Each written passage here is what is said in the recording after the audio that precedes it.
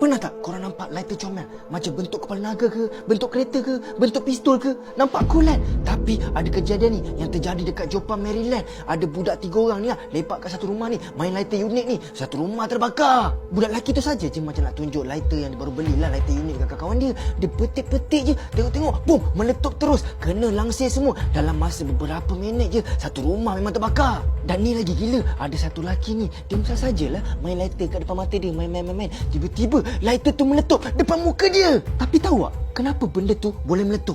Okey, dalam lighter ni ada gas buten yang tekanan dia sangat tinggi. So kalau macam kualiti tak bagus, macam plastik kualiti yang tak bagus, so bila tekanan yang tinggi daripada cuaca luar tiba-tiba macam panas ke apa, bila kena lighter tu lagi tekanan dia tinggi lah kan. So boleh meletup. So bila meletup macam gas akan terkeluar lah kan. Bila gas terkeluar, satu percikan sedikit je terkena kat gas tu, habis. Macam dalam kereta juga, ramai gila kan orang macam tertinggal lighter dalam kereta ke apa. Lepas tu korang kena tahu cuaca dalam kereta tu 60 degree Celsius. So bila tekanan tinggi dan korang punya produk memang tak berkualiti ke apa, confirm babai lah meletup. So korang kena ingat lah, kalau korang terjumpa lighter yang macam unik gila tapi murah gila ke apa, pandai-pandai lah korang faham kan. Ingat, guna lighter kualiti yang bagus dan safety yang bagus. Tengok macam YP ni, lawa pun lawa, safety pun ada safety.